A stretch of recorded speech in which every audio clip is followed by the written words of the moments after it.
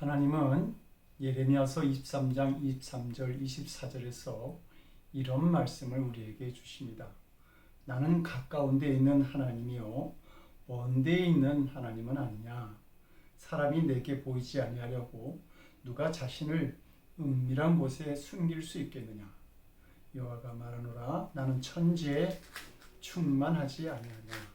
하나님은 이렇게 우리에게 가까이 계시기도 하고 먼 곳에 계시기도 하고 천지에 충만하게 존재하시는 분이기도 합니다. 그러면 성도 여러분들은 이렇게 천지에 충만하신 하나님을 어느 때에 체험하고 계신지요? 대부분의 성도들이 하나님을 만나는 체험을 할 때는 평안할 때가 아니라 불안할 때입니다. 성공했을 때가 아니라 실패했을 때이고 기쁜 일보다는 슬플 때 하나님을 만나는 일을 경험합니다. 무신론자조차 위기와 고난을 맞이하면 하나님께 무릎을 꿇게 됩니다. 삶의 위기가 하나님을 만나는 기회가 되는 것입니다. 오늘 본문은 야곱이 삶의 위기 속에서 처음으로 하나님을 만나는 사건을 기록한 말씀입니다. 그동안 야곱은 부모의 장막 아래, 특히 어머니의 보호 아래 안락함을 누리며 살아왔습니다. 그러나 이제 그는 깊은 밤 광야에서 외롭고 고통스러운 마음으로 있을 때에 하나님을 만나게 됩니다. 야곱이 하나님을 만난 곳은 아버지 이삭의 보호 아래에 있던 편안한 집도 아니고 어머니 리브가의 사랑을 받았던 가정도 아닌 광야였습니다. 야곱은 자신이 원했던 장자권과 아버지의 축복까지 가로챘지만 그는 가족과 이별한 도망자의 신분이 되고 말았습니다. 형 에서의 협박이 두려웠던 그는 부엘세바에 있는 자기 집을 도망쳐 나와 외삼촌에 있는 하란을 향해 가게 됩니다. 자신의 욕망으로 지은 죄로 인해서 홀로 외로운 도피 여행을 해야만 했던 것입니다. 그러던 어느 날 저녁 해가 지면서 광야에서 그는 자게 됩니다.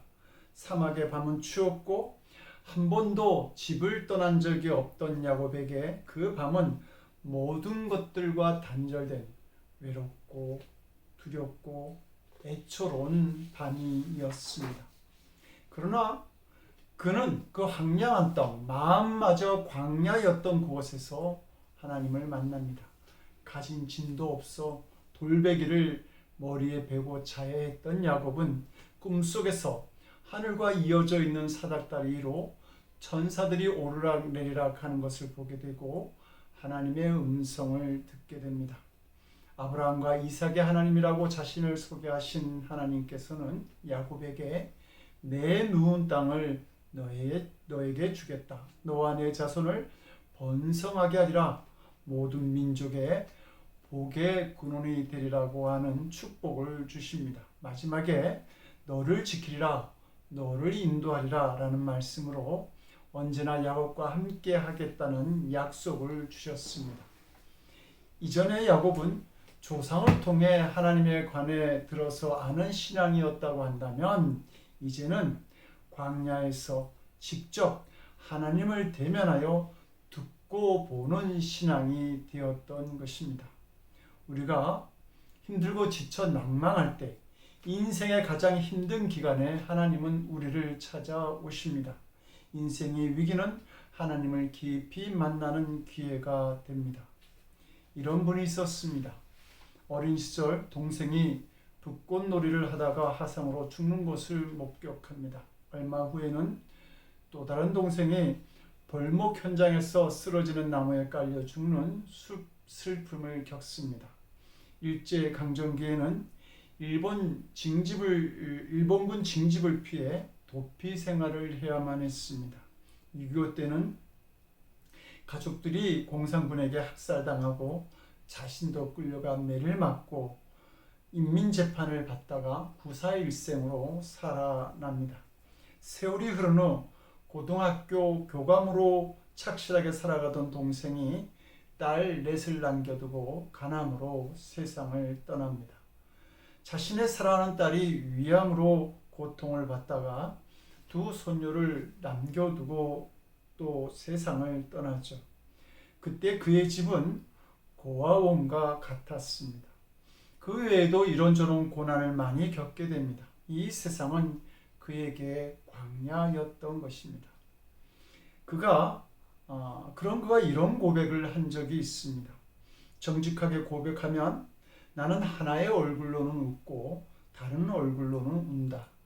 옆을 보면 정신착란증에 걸릴 것 같고 이를 보면 현기증이 나고 내 안을 들여다보면 죄와 추한 것들이 있고 과거는 회한과 슬픔뿐이고 미래는 안개처럼 불확실하고 불안하다.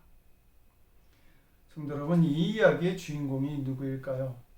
뜻밖에도 한국 대학생 선교회 CCC를 창립한 고 김중곤 목사님이십니다.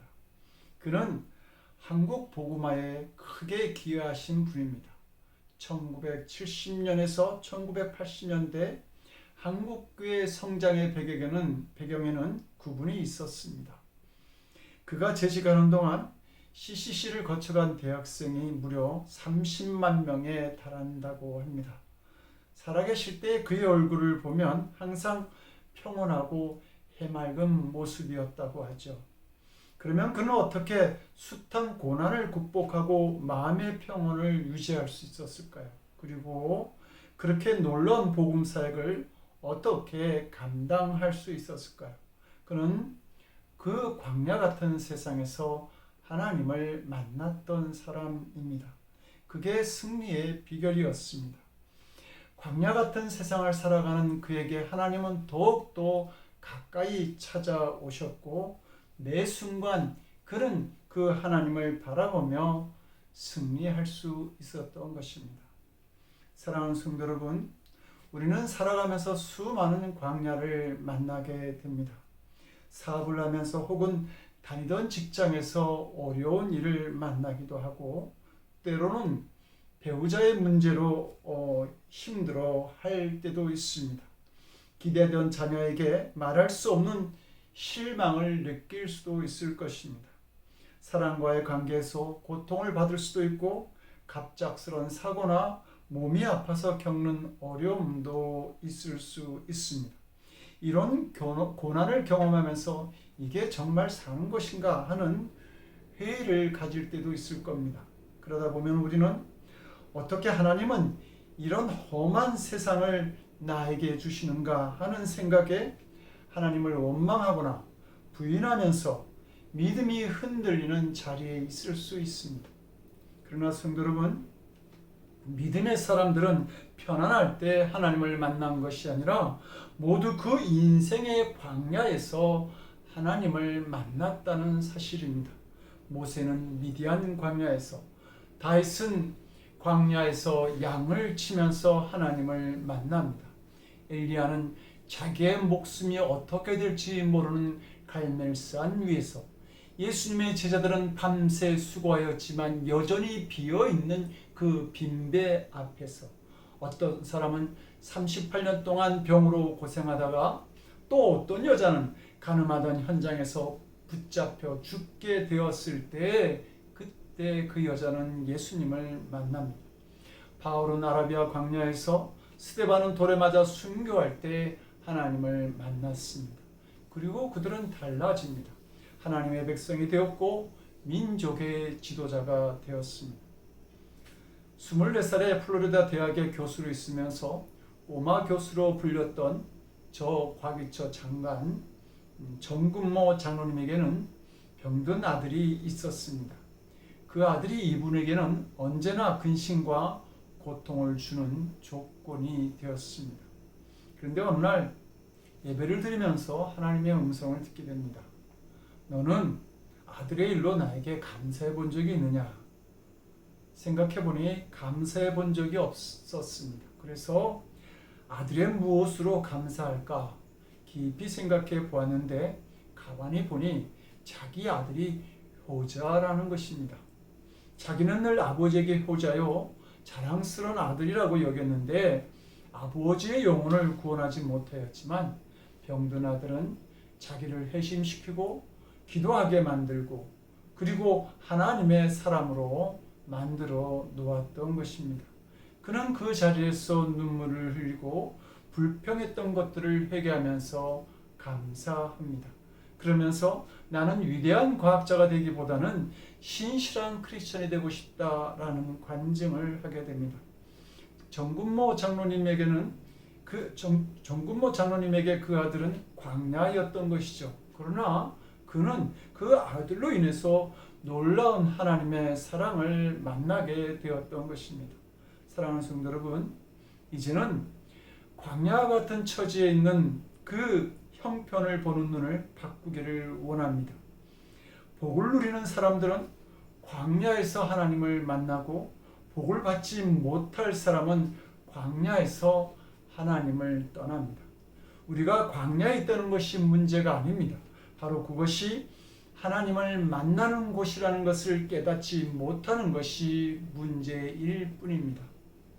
이스라엘 백성들이 출애굽을 합니다. 그러나 얼마 가지 않아 홍해를 만나고 설상가상 뒤에는 바로가 이끄는 애국 군대가 그들을 죽이거나 잡아가기 위해서 쫓아오고 있었습니다.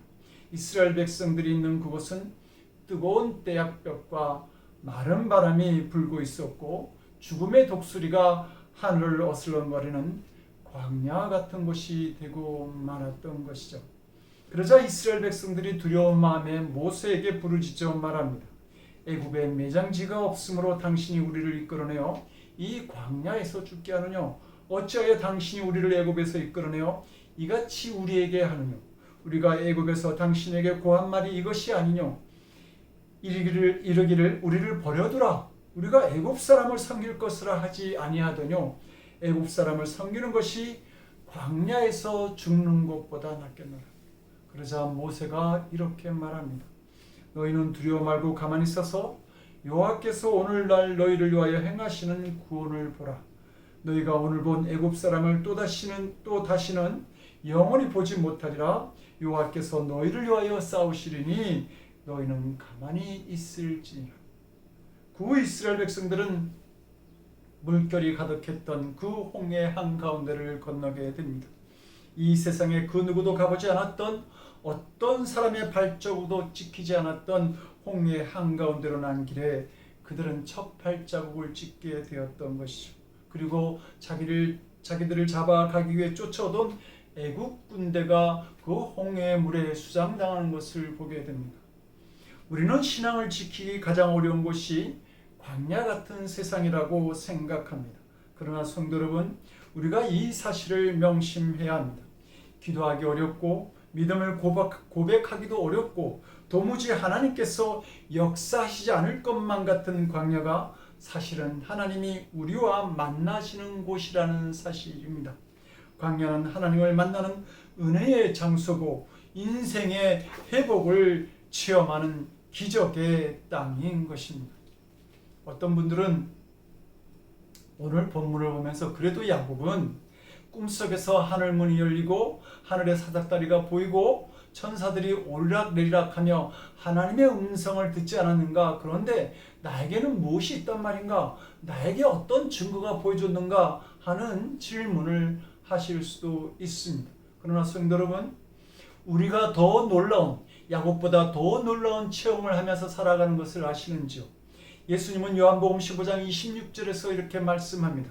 내가 아버지께로서 너에게 보낼 보혜사 곧 아버지께로서 나오시는 진리의 성령이 오실 때에 그가 나를 증거하실 것이요. 성령 하나님이 우리의 마음에 찾아오신다 말씀합니다. 그리고 그 성령님이 우리 안에 계시기 때문에 예수님께서 나를 위해 십자가에 죽으시고 나를 구원하셨다라고 하는 사실이 믿어지게 되는 것입니다. 바울은 고린도전서 12장 3절에서 말씀하죠. 성령으로 아니하고는 누구든지 예수를 주시라 할 수 없느니라. 성령님이 우리 안에 계시기 때문에 예수님이 나의 주도 되시고 하나님이 나의 아버지도 되신다는 이 진리가 믿어지는 것입니다. 그런 성도들은 찬송을 부르거나 들을 때, 성경을 읽을 때, 설교를 들을 때, 기도를 들을 때에 하나님의 은혜를 느낄 수 있게 됩니다. 성령께서 그 마음 안에 계신 사람은 예배드리지 못할 때, 기도하지 않을 때, 헌신하지 못할 때, 불순종할 때 마음의 책망을 느끼게 되는 것이죠. 마음에 성령님이 계신 사람은 하나님을 위하여 살고자 하는 소원이 생기게 됩니다. 여러분의 마음이 그런 은혜와 책망과 소원하는 마음이 있는지요? 그렇다면 여러분은 야곱보다 더 놀라운 체험을 하고 있는 것입니다. 야곱은 저 하늘에 계신 하나님을 만났지만 우리는 내 마음 안에 머무르고 계시는 하나님을 만나고 있는 것입니다. 그러므로 우리야말로 자리에서 벌떡 일어나서 여호와께서 여기 계시거늘 내가 알지 못하였구나, 이곳이 바로 하나님의 절이고 하늘의 문이로구나 하는 고백이 있어야 할 것입니다. 그러나 이렇게 말씀드려도 무감각한 분들이 있습니다. 목사님, 그 말씀을 한 번만 더 드리면 100번 되는 거 아십니까? 성령 하나님이 내 안에 계신 것을 알면 뭐 하는지요? 하나도 달라진 것이 없는데 라고 불평할 수 있을 것입니다. 그렇다면 야곱이 광야에서 하나님을 만난 후에 무엇이 달라진 것이 있습니까? 그가 덮을 이불이 생겼습니까? 광야의 밤 추위를 녹일 따뜻한 옷이 생긴 것도 아니고 자기를 죽이겠다고 하던 형 에서에게서 화해하자는 소식이 온 것도 아니었습니다. 아무런 일도 일어나지 않았습니다. 단지 하나님께서 함께 하신다라고 하는 그 확신이 생긴 것뿐입니다. 하나님에 대한 그 확신이 야곱을 바꾸어 놓았고 그의 인생이 바뀌어지게 된 것입니다. 야곱이 베델 광야에서 받은 복이 무엇입니까? 하나님께서 평생 동행해 주시겠다라고 하는 그 약속뿐이었습니다. 내가 내게 허락한 것을 다 이루기까지 너를 떠나지 아니하리라는 그 말씀인 것이죠. 그러면 그 전에는 하나님이 야곱과 함께 하시지 않았나요? 12절에 보면 하늘까지 닿은 사닥다리가 보이는데 하나님의 사자가 그 위에 오르락내리락 하였다고 했습니다. 하나님의 사자가 늘 야곱과 함께 하였다는 말씀입니다. 광야에서 두렵고 외롭고 추워서 잠이 들 때도, 아버지 이삭의 집에 있을 때도 하나님의 사자는 함께 있었다는 말씀입니다. 그러나 야곱은 몰랐습니다. 하나님에 대한 관심이 없었기 때문입니다. 광야에서 하나님을 만난 순간 야곱은 잠자리에서 벌떡 일어납니다. 너무 놀랐던 것이죠. 그리고 고백합니다. 여호와께서 과연 여기 계시거늘 내가 알지 못하였도다. 야곱은 하나님이 계시지 않는 것처럼 생각하고 행동했다는 고백입니다. 하나님을 진정으로 마음으로 모시지 않았고 하나님을 무시했고 하나님의 뜻을 어기는 삶을 살아왔다는 것을 야곱은 비로소 그 광야에서 알게 되었던 것입니다. 광야에서 두려움 속에 잠들 때까지만 해도 야곱이 바라본 것은 장자권이었습니다. 그가 왜 장자권을 탐냈겠습니까? 장자는 2배, 3배의 유산을 물려받을 수 있었기 때문입니다. 야곱은 하나님을 믿었지만 여전히 물질의 축복 외에는 아무런 관심이 없었던 것이죠. 그 복을 얻으려고 거짓말도 하고 장깨도 부리고 술수도 쓴 사람이 바로 야곱이었습니다. 성도 여러분, 우리도 성령 하나님에 대해서 무관심하지 않습니까? 성령 하나님에 대하여 무관심하지 말아야 할 것입니다. 내 안에 계신 성령 하나님을 무시하면 안 됩니다. 우리는 이렇게 반문할 수 있을 것입니다. 내가 성령 하나님을 무시하다니요? 성령님께서 내게 분명하게 나타나 주지 않는 것이 문제가 아닙니까? 성도 여러분, 정말 그렇습니까? 성령님께서 우리에게 역사하신 일이 너무도 분명하게 나타나고 있지 않습니까? 저는 산상기도회에서 내 뜻과 상관없이 혀와 입술이 돌아가는 방언을 경험한 그 말씀을 드린 적이 있습니다. 이것을 고린도전서 12장 10절에서 11절은 이렇게 증거합니다. 다른 이에게는 각종 방언 말함을, 어떤 이에게는 방언을 통역함을 주시나니 이 모든 일은 같은 한 성령이 행하사 한 성령이 행했고 그 뜻대로 각 사람에게 나눠 주시니라. 성령께서 하시는 역사라고 하는 말입니다. 그리고 저에게만 일어난 일이 아니라 각 사람에게, 모든 사람에게 일어나는 믿음의 현상이라고 말씀합니다. 그러나 더 강하게 역사하시는 것은 우리의 마음의 쏘입니다. 예수님을 주시라고 하는 고백이 사람의 뜻대로 되시는 줄 아십니까? 믿고 싶어도 믿어지지 않아서 방황하는 사람이 얼마나 많은 줄 아십니까? 인터넷을 보면 안티 기독교, 반 기독교를 부르짖는 사람들의 글을 보면 무슨 기독교에 저렇게 철천지 원수가 졌나, 악령이 역사하지 않고는 저런 글을 올릴 수 없다라고 하는 생각이 들 때가 많이 있습니다. 성도 여러분, 어느 성도는 후배를 전도하기 위해서 1년 넘도록 그와 접촉했지만 결국 데려오지 못하는 그런 아픔을 고백하는 이야기를 들은 적이 있었습니다. 성도 여러분, 함께 데려오고 싶지만 그 마음이 움직이지 않아서 함께하지 못하는 사람이 있지 않았습니까? 성령께서 여러분 안에 계신 증거를 성도 여러분 외면하지 말아야 합니다. 성령님의 강건하심을 거부하지 말아야 할 것입니다. 하나님을 만난 야곱은 이렇게 고백합니다. 이에 두려워하여 가로되 두렵도다.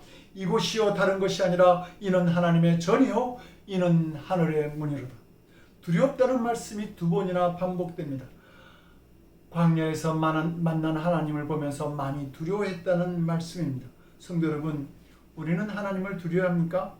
아니요. 하나님을 무시하며 살아갑니다. 망령된 행동을 서슴없이 행하는 것이 현실입니다. 그렇다면 우리의 신앙은 어떻습니까?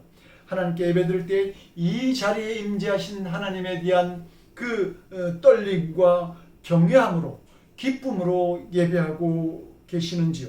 두려움 속에서 이곳이 하나님의 전이요 하늘의 문이라고 고백했던 이 야곱의 충격과 감격이 오늘 예배를 드리는 우리에게도 있어지기를, 나타나기를 기도하는 것입니다. 시편 31편 19절은 이렇게 말씀합니다. 주를 두려워하는 자를 위하여 쌓아두신 은혜, 주를 두려워하는 자를 위하여 쌓아두신 은혜, 곧 주께 피하는 자를 위하여 인생 앞에 베푸신 은혜가 어찌 그리 큰지요. 강약 가운데 나에게 찾으시는 성령 하나님을 두려운 마음으로 만나시기를 원합니다. 그래서 오늘 우리를 위해 쌓아두신 은혜를 베푸시는 그 큰 은혜를 받으시는 우리들이 되었으면 좋겠습니다. 미국의 하나님은 야곱에게 이렇게 약속하십니다. 내가 내게 허락한 것을 다 이루기까지 너를 떠나지 아니하리라. 우리에게 이런 약속이 없습니까? 예수님은 부활하신 후 승천하시면서 말씀하시지 않았습니까? 볼지어다 내가 세상 끝날까지 너희와 항상 함께 있으리라 하시니라. 야곱을 받고 오는 그 약속을 우리도 받고 있다는 말씀입니다. 그렇다면 우리도 함께 하시는 하나님에 대한 확신을 가지고 산다면 하나님께서 주신 말씀들이 우리의 삶도 바꿔놓게 되는 줄로 믿습니다. 미국의 의사이며 대표적인 영혼의 코치라고 불리는 버니 시겔은 내 마음에도 운동이 필요하다라는 그의 책에서 이렇게 말합니다. 신의 책상 위에는 이런 글이 쓰여 있다. 내가 만일 불행하다는 말을 하고 다닌다면 불행이 정말 어떤 것인지 보여주겠다. 내가 만일 행복하다는 말을 하고 다닌다면 행복이 정말 어떤 것인지 보여주겠다. 민수기 14장 28절은 이렇게 말씀합니다. 너희 말이 내 귀에 들린 대로 내가 너희에게 행하리라. 성도 여러분, 그렇습니다. 우리가 불행하다고 말한다면 우리의 삶에는 불행한 일들로 가득 찰 것입니다. 그러나 행복하다고, 그래서 감사하다고 말한다고 한다면 우리의 삶에는 행복과 감사로 넘쳐날 것입니다. 그러므로 성도 여러분, 너무 쉽게 나는 너무 힘들다, 어렵다라고 하는 약한 소리를 하지 않기를 원합니다. 성도에게 있어서는 광야가 축복의 자리이기 때문입니다. 지금 편히 잠들 수 없다고 한다면 그곳에서 일어나 무릎을 꿇어야 합니다. 주님은 이미 우리와 함께 하고 계시기 때문입니다. 이것을 깨닫는 순간 우리는 야곱처럼 벌떡 일어나게 됩니다. 모든 두려움이 사라집니다. 슬픔도 고통도 낙심도 사라집니다. 사방으로 우겨쌈을 당하는 것만 같은 상황에서도 언제나 우리와 함께 하나님을 만나고 말씀에 대한 확신으로 더 위대한 인생을 만들어 나가시는 성도들이 되시기를 주님의 이름으로 간절히 축원드립니다. 기도하시겠습니다. 우리에게 능력이 되기를 기뻐하시는 하나님, 지금도 우리와 함께 하시는 하나님을 보지 못하는 우리의 믿음 없음을 용서하여 주시옵소서. 광야 같은 세상에서 더욱 하나님을 만나기를 원하는, 하나님을 찾는 저희들이 되게 하셔서 하나님께서 우리에게 주신 말씀을 붙들고 복된 인생을 살아갈 수 있는 저희들이 될 수 있도록 주님 우리를 도와 주시옵소서. 이제는 우리의 삶의 주인이 되시는 우리 주 예수 그리스도를 받들어 간절히 기도드리옵나이다. 아멘.